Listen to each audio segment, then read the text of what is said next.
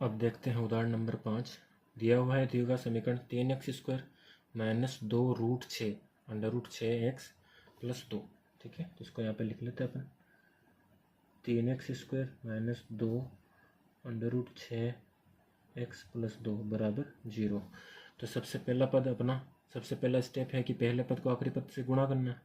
तो 3x² को 2 से गुणा करना है। तो 3 को 2 से गुणा करेंगे क्या बनेगा 6x², है ना। बीच वाला पद अपन को यहाँ पे लिखना है -2 √6x। अब आपके पास यहाँ पे √6 है तो थोड़ा कन्फ्यूज़न रहेगा, है ना। तो कन्फ्यूज़ होने की ज़रूरत नहीं है, इसको बहुत आसान तरीके से अपन कर लेंगे। देखो यहाँ पर अपन को गुणा करने पर चाहिए 6x, ठीक है, और जोड़ने या घटाने पर चाहिए अपने पास 2 √6। तो होता क्या है, अपने पास 2 √6 चाहिए ना। तो आप इसमें सिंपली क्या है कि √6x प्लस √6x, ठीक है ना। लेकिन आंसर में माइनस चाहिए तो दोनों संख्याओं पर माइनस लगेगा, क्योंकि समान चिन्ह तभी तो जुड़ेगी। यानी √6x में √6x को जोड़ेंगे तो 2 √6x बन जाएंगे, और माइनस की संख्या तो आगे माइनस लग जाएगा, ठीक है ना। इसी को यहाँ पर अपन समझते हैं √6 और √6 जुड़कर 2 √6 होते हैं, है ना। अंडर वाली संख्या ऐसे ही जुड़ती है, जैसे x प्लस x 2x होता है, y प्लस y 2y होता है, वैसे √6 और √6 जब जुड़ते हैं तो 2 √6 होते हैं। और यही √6 जो है, इनको जब अपन गुणा करते हैं तो इनका अंडर हट जाता है, ठीक है ना। यहाँ पर भी माइनस का रहेगा ये, और ये भी माइनस का, तो माइनस माइनस प्लस। √6 को √6 से गुणा करेंगे। देखो यहाँ पे 9th क्लास में आपने पढ़ा था, √6 को √6 से गुणा करेंगे मतलब ये क्या बन गया √6 का स्क्वायर, और स्क्वायर से अंडर रूट कट जाता है।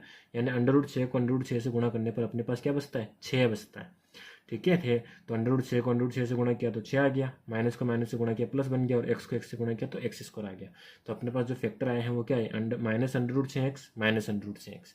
इसको उठा को अपना अपन कहाँ रख देंगे, मध्य पद की जगह पे, बीच वाले पद की जगह पे। 3x² minus √6x minus √6x plus 2 बराबर 0, ठीक है। आते हैं सेकंड स्टेप पे, क्या है कॉमन लेना है। देखो अपने पास क्या लिखा हुआ है, यहाँ पे 3 लिखा हुआ है।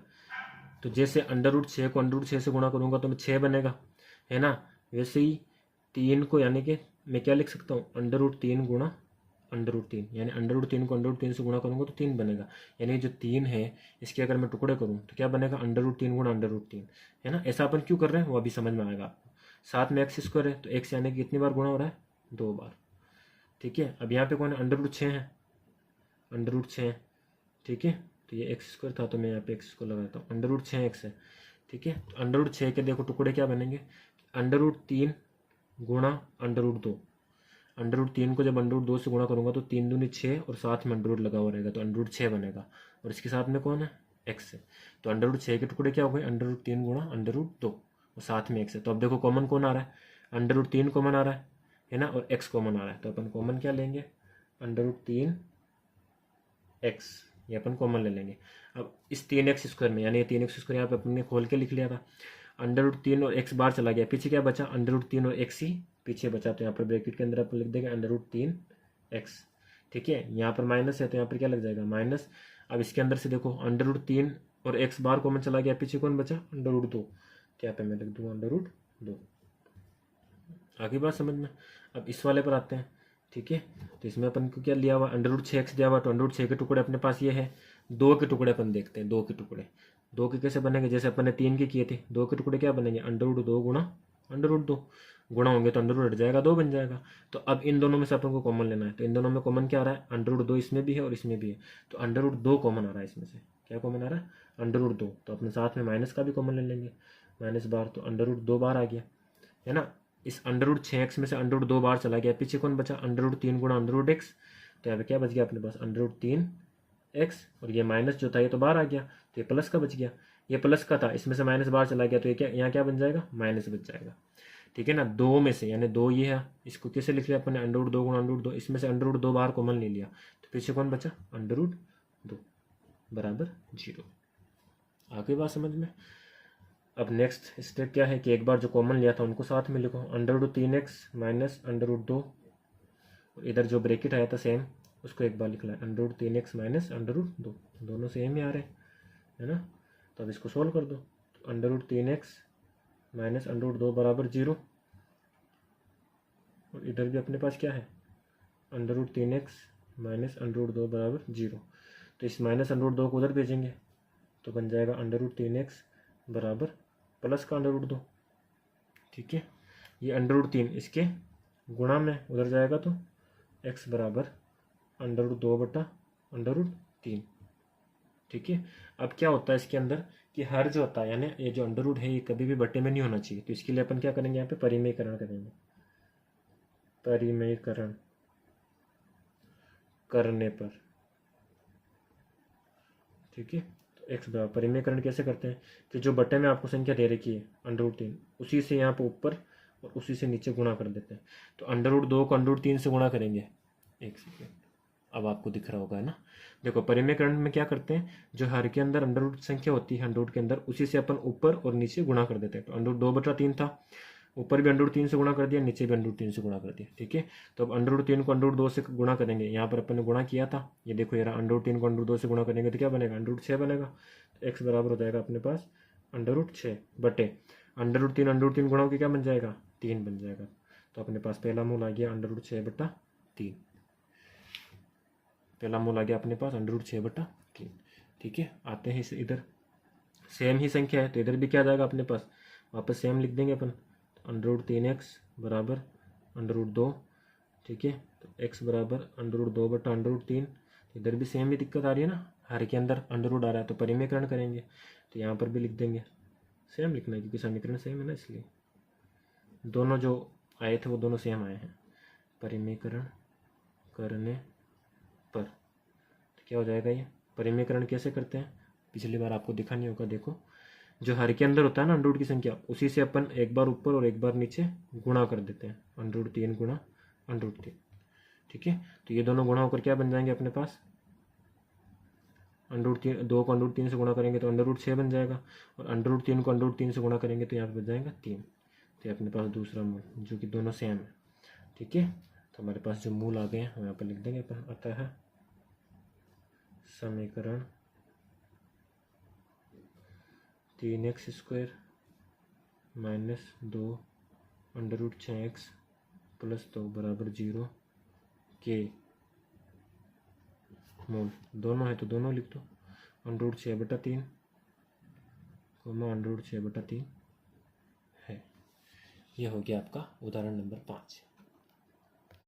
अब हम देखेंगे उदाहरण नंबर 6 जो कि आपको अनुच्छेद पीछे यानी पिछले प्रश्नावली में अपन ने क्वेश्चन किया था कि एक आयताकार भूखंड, ऐसा कुछ क्वेश्चन था जिसकी चौड़ाई और लंबाई में अपन ने द्विघात समीकरण निकाला था जो कि निकल करके ये आया था 2x² + x माइनस 300 बराबर 0। इसके आपको अब मूल ज्ञात करने। तो देखो अपन कैसे करेंगे, सबसे पहले पद और आखिरी पद को गुणा करेंगे 2x² और 300 को, और ये माइनस का है तो माइनस का भी साथ आएगा, प्लस माइनस माइनस बनेगा। 300 को 2 से गुणा करेंगे तो क्या बनेगा 600x²। ठीक है, मिडिल टर्म अपने पास है x। तो अब ऐसी दो संख्या जिनको जोड़ने या घटाने पर x आता हो और गुणा करने पर 600 आता हो। ठीक है, तो ऐसी संख्या कौन होगी, तो ऐसी संख्या अपने पास आएगी 24 और 25।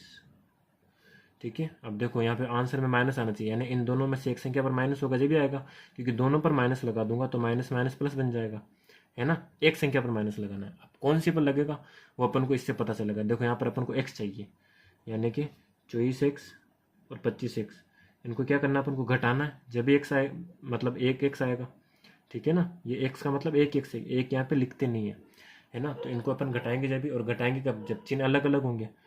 आगे बात समझ में, और चिन्ह अलग अलग यानी कि एक पर माइनस एक पर प्लस। अब कौन सी पर माइनस आएगा, आंसर में अपन को प्लस चाहिए तो बड़ी वाली संख्या के आगे क्या होना चाहिए, प्लस होना चाहिए, और छोटी वाली संख्या के आगे माइनस। आगे बात समझ में, ठीक है। तो अलग अलग चिन्ह तो घट जाएंगे और जो बड़ी संख्या आगे चिन्ह है प्लस वो इसके आगे रहेगा, यानी माइनस किसके आगे लगेगा, 24 के आगे लगेगा। ठीक है, आते हैं इधर समीकरण में लिख देते हैं इसको, 2x² minus 24x plus 25x minus 300 बराबर 0। अब कॉमन लेना अपन को, तो देखो इसमें से मैं कॉमन लूँगा, इसमें से कॉमन क्या आएगा, 2x कॉमन आएगा, तो यहाँ पे 2x बाहर चला गया तो x बचेगा। ठीक है, 24 में से 2 बार जाएगा, 24 के टुकड़े करेंगे अपन 2 × 12, ठीक है, तो 2 बार चला गया, पीछे क्या बचेगा, 12 बचेगा। आगे बात समझ में। इधर अपन कॉमन लेंगे तो इधर कॉमन आएगा अपने पास 25, 25 में से 25 कॉमन आ गया, पीछे क्या बचा x। यहाँ देखो मैंने प्लस लिया था, माइनस कॉमन लिया, तो अब चिन्ह चेंज नहीं होंगे, एज इट इज आएगा माइनस भी। और 300 के जो 2 फैक्टर बनेंगे, 2 गुणनखंड बनेंगे, वो बनेंगे 25 गुणा 12, यानी 25 को 12 से गुणा करेंगे तो 300 आ जाएगा। ठीक है ना, तो 25 तो मैंने बाहर ले लिया, पीछे क्या बचा 12 बराबर 0। ठीक है, अब अपन को ऐसे स्पीडली करना पड़ेगा। वो जो रफ में मैंने किया था पहले, वो आपको समझाने के लिए किया था। अब आपको ऐसे प्रैक्टिस करते हुए स्पीड बन जाएगी, तो आपको स्पीड से ही करना है ताकि आपका टाइम वेस्ट ना हो। ठीक है, तो अब एक बार क्या करना अपने पास 2x + 25 और एक बार x - 12, ब्रैकेट सेम है, सही चल रहा है। ठीक है, तो एक बार यहाँ पे लिख लो 2x + 25 बराबर 0, और इधर अपन लिख लेंगे x - 12 बराबर 0। ठीक है, देखो ये 25 प्लस का है, इसको उधर भेजेंगे तो माइनस का हो जाएगा, तो हो जाएगा 2x बराबर -25, तो x बराबर -25/2, पहला मूल आ गया अपने पास। ठीक है, इधर ये 12 माइनस का उधर गया तो प्लस का, तो x बराबर 12, ये दूसरा मूल आ गया। ठीक है, लास्ट में अपन लिख देंगे अतः समीकरण 2x² + x - 300 बराबर 0 के मूल -25/2, 12 है या होंगे भी लिख सकते हो आप। तो ये हो गया आपका उदाहरण नंबर 6 कंप्लीट।